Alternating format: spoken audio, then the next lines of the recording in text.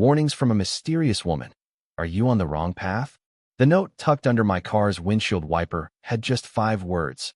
She's not who you think she is. I smirked, crumpled the piece of paper, and tossed it into the nearest bin. Some stupid prank. My life was perfect, and the centerpiece of that perfection was Amelia.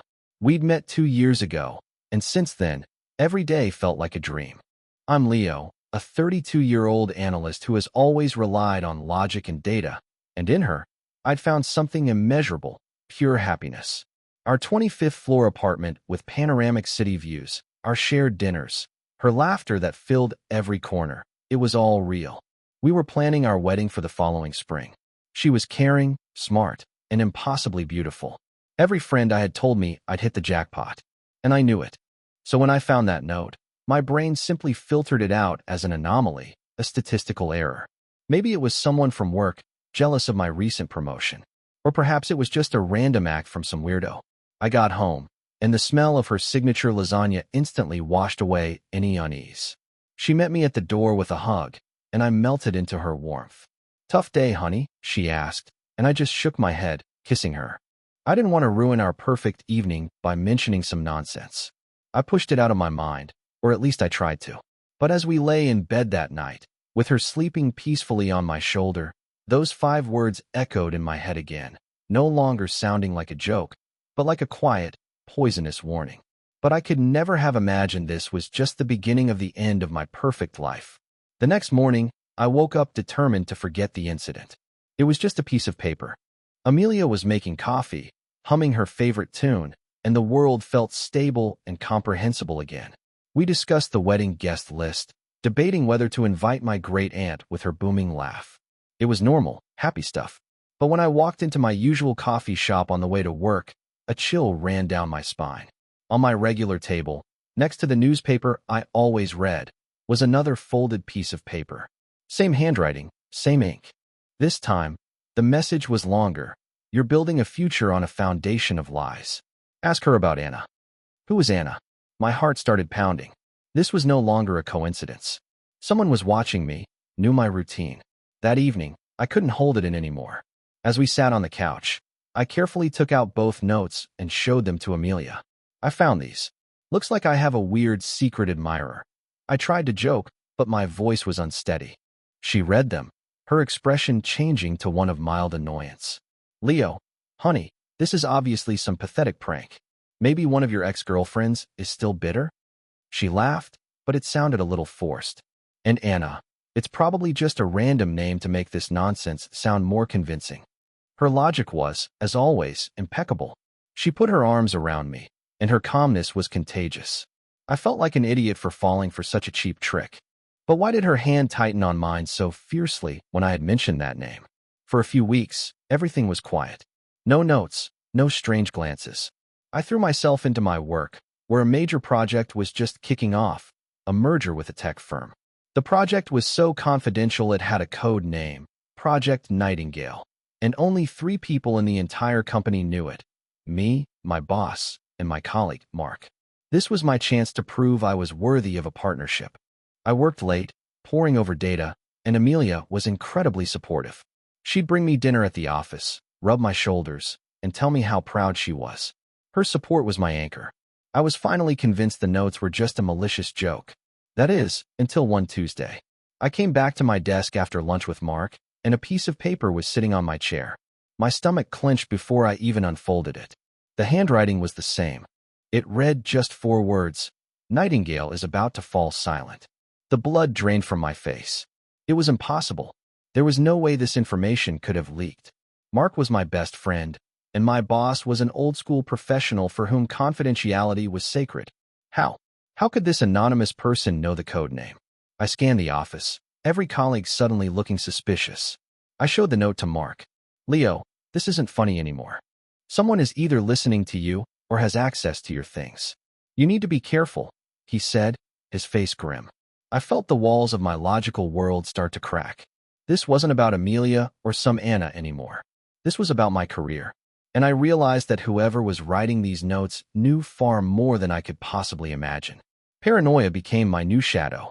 I started sweeping our apartment for listening devices, changing my passwords daily, and eyeing every stranger with suspicion. The place I feared most was my car. I started parking it in a high-security garage, blocks away from my office, thinking it would be safe. I'd check it every time I got in, looking under the seats, in the glove compartment. Amelia noticed my anxiety. "Leo, you're letting this get to you. It's just someone trying to mess with your head," she said, her voice laced with concern. I wanted to believe her. I truly did.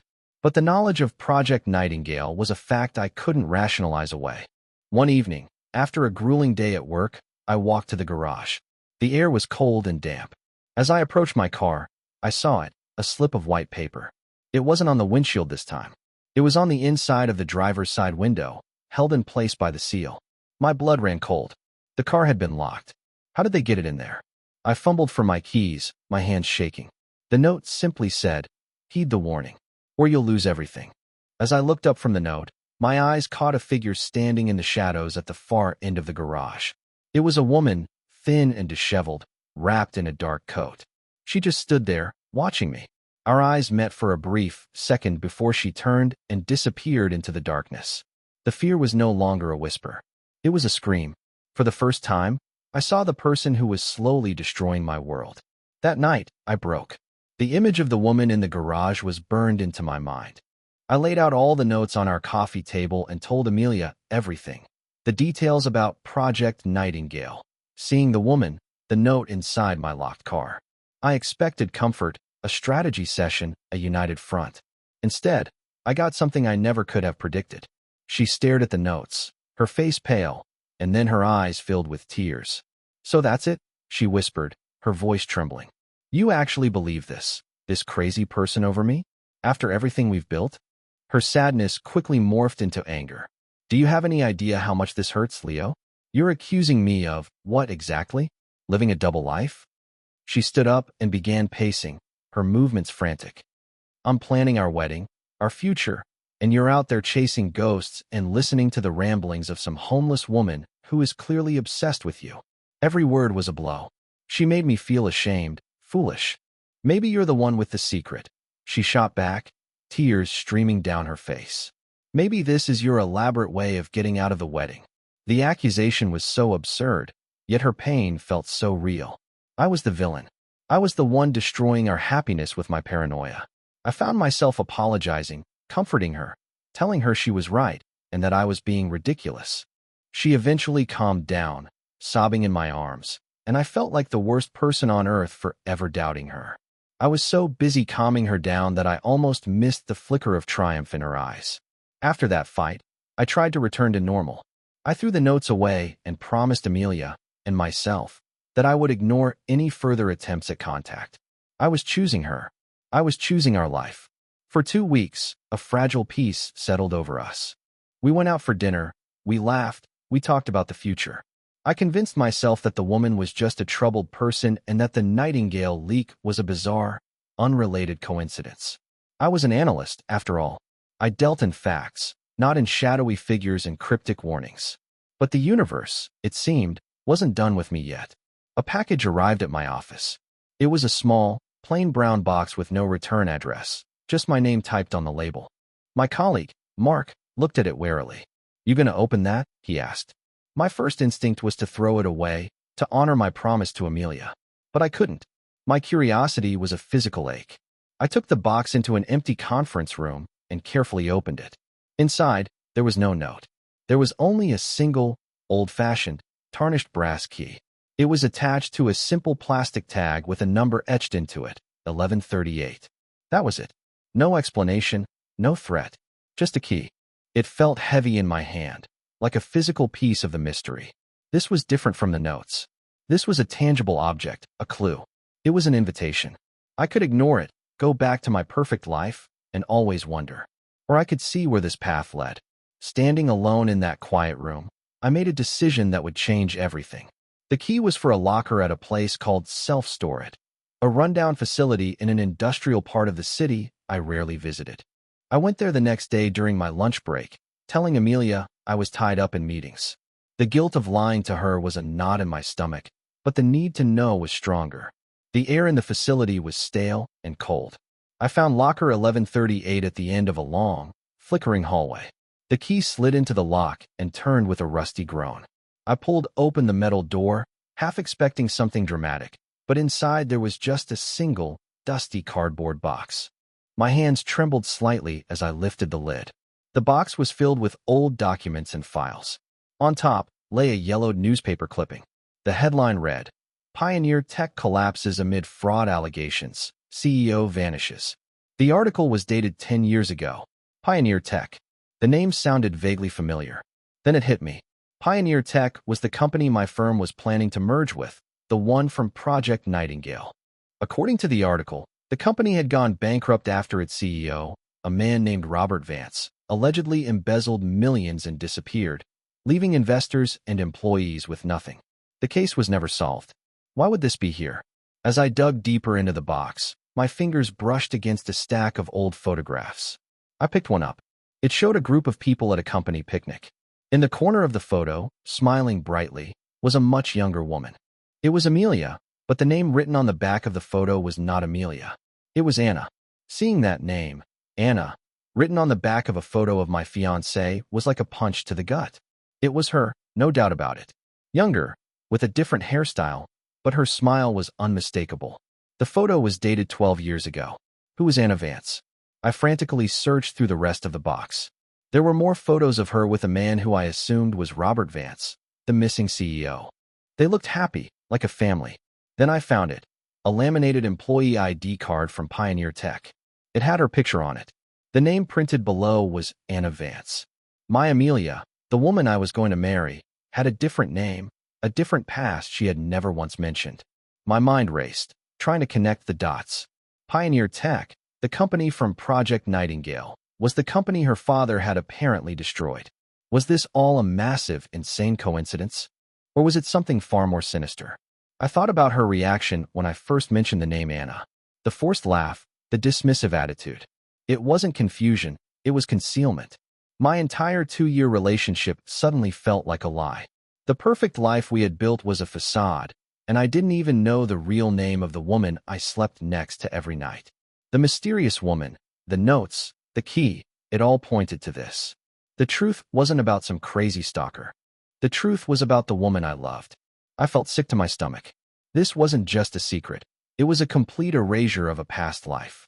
And I had to find out why she was hiding it from me, and what she really wanted. I returned to the office in a daze, the old ID card, and a few key photos hidden in my briefcase. My world had been turned upside down, but one thing was clear. I couldn't confront Amelia. Not yet. If she was capable of hiding an entire identity from me, I had no idea what else she was capable of. For the first time, looking at her picture on my desk, I felt a flicker of fear. I had to be smart about this. My mind, trained to find patterns in data, went into overdrive. I needed more information. I needed to understand the game before I made a move. That evening, I was a different person. When Amelia greeted me at the door, I hugged her, but it felt like I was holding a stranger. I played the part of the loving fiancé, the man who had moved past his ridiculous paranoia. I told her I had been under a lot of stress at work and apologized again for doubting her. She seemed relieved, her smile genuine. "I told you we were stronger than some silly games, Leo," she said, stroking my cheek. The ease with which she accepted my apology was terrifying. While she was in the shower, I made a copy of the files from my briefcase onto a secure, encrypted flash drive, which I then hid in a loose tile behind my bookshelf. The original documents went back into the storage locker. I had to assume she might be watching me now. I was operating behind enemy lines, and our beautiful apartment had become a minefield. I was no longer just a fiancé. I was an investigator in my own life. Living a double life was exhausting. Every conversation with Amelia felt like a performance. I was constantly on edge, watching my words, analyzing her every move. She, on the other hand, seemed happier than ever, convinced that our troubles were behind us. One Saturday, as I was pretending to sort through some old college textbooks, she came up behind me. "What are you looking for, honey?" she asked cheerfully. My heart leaped into my throat. The flash drive was hidden just inches from where she stood. "Oh, just looking for my old economics textbook. Mark was asking about it." I lied, my voice sounding surprisingly steady. She accepted it without question, but for a split second, I saw a strange, calculating look in her eyes before it vanished. The real close call came a few days later. She decided to do a surprise spring cleaning of my home office. "This place is a mess, Leo. Let me help you organize," she announced. I watched in horror as she started pulling books from the bookshelf where the drive was hidden. I had to think fast. I accidentally spilled a full cup of coffee all over a stack of important work documents on my desk. "Oh no," I yelled, creating a believable panic. "These are the final drafts for the merger." It worked. She immediately rushed to help me salvage the papers, her cleaning project completely forgotten. We spent the next hour carefully drying the documents, and she never went back to the bookshelf. It was a close call, a reminder of how dangerous this game was. She was testing me, I was sure of it, trying to see if I would crack. And I knew I was running out of time before she found what I was hiding.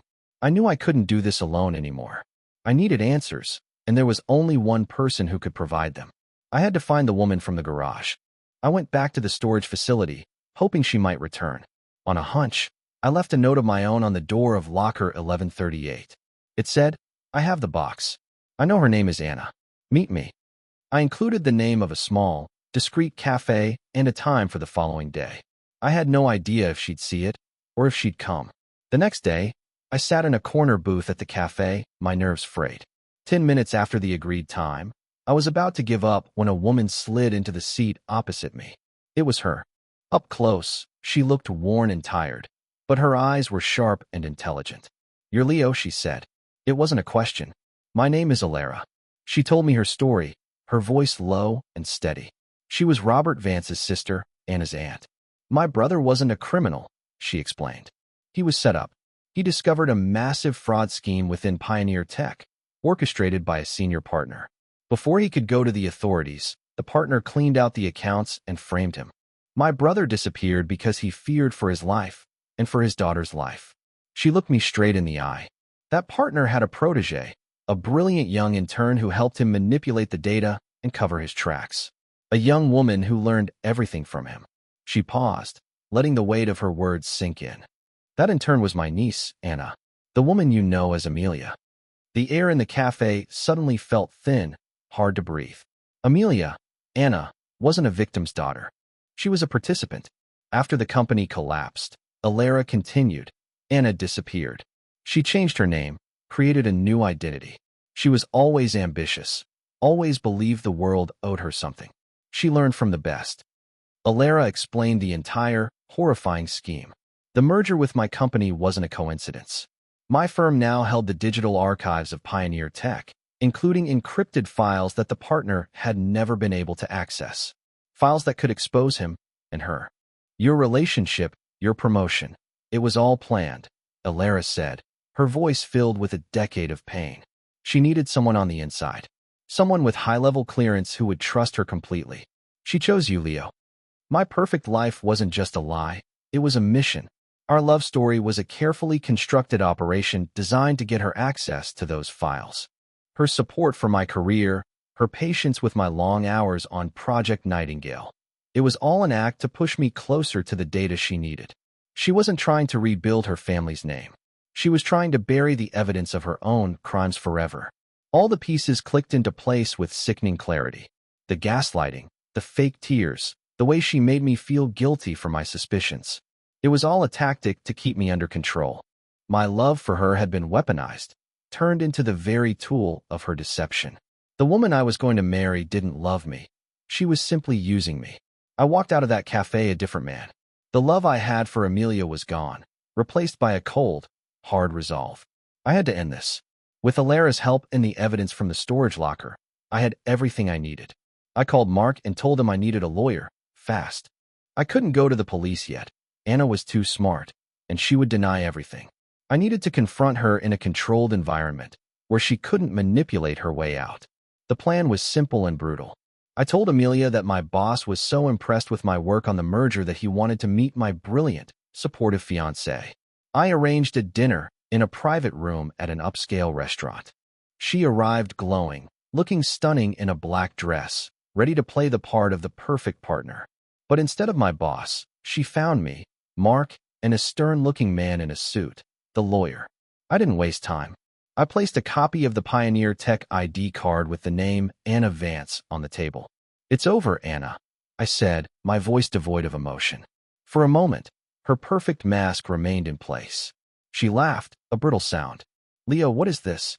Another one of your games? But when I slid the photos of her with her father across the table, followed by documents Alara had provided detailing the fraud, the mask didn't just slip. It shattered.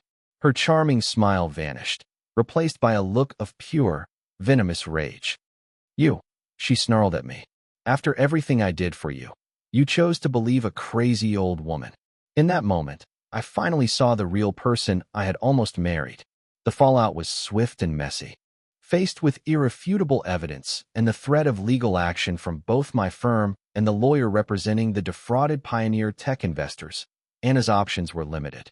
There was no trial, no public spectacle. She agreed to a settlement, cooperating with the authorities to provide evidence against her former mentor in exchange for a more lenient sentence. She disappeared from my life as quickly as she had entered it, a ghost who left behind a wreckage of memories. Dismantling our life together was painful. Every photo, every gift, was a reminder of the lie I had lived. I moved out of the apartment, leaving behind the panoramic views and the hollow echoes of her laughter. My work on Project Nightingale was, ironically, celebrated. I had uncovered a decade-old fraud, and the firm rewarded me. But it felt like a hollow victory. For months, I felt numb, unable to trust my own judgment. How could I have been so blind? I started seeing a therapist, which helped me sort through the anger and the betrayal. I reconnected with friends I had neglected. I spent more time with Mark and his family, remembering what genuine connection felt like. I even met with Alara a few times. We were two strangers bound by a shared trauma, finding a strange comfort in knowing the truth was finally out. It wasn't about rebuilding my old life. That life was a fiction. This was about starting over, on a foundation of truth, no matter how painful it was. I had lost my perfect dream, but for the first time in years, I was finally awake. It's been a year now. The journey back to myself has been slow, but steady. I learned a hard lesson. A life that seems too good to be true often is. We can be so blinded by the picture of what we want that we ignore the warning signs right in front of us. My biggest takeaway was learning to trust my gut. As a data analyst, I was trained to ignore intuition in favor of hard facts. But the truth is, that feeling of unease, that nagging voice in the back of your head, is often its own form of data, one that you shouldn't ignore. I ignored it because I was afraid of losing the beautiful illusion Amelia had created for me. I'm in a new apartment now, one that's smaller but feels more like home. I'm still at the same firm, but I found a better work-life balance. I haven't started dating again yet, but I'm not closed off to the idea. I'm just more cautious, more aware. Sometimes, on a quiet evening, I look out at the city lights and think about the two different men I've been.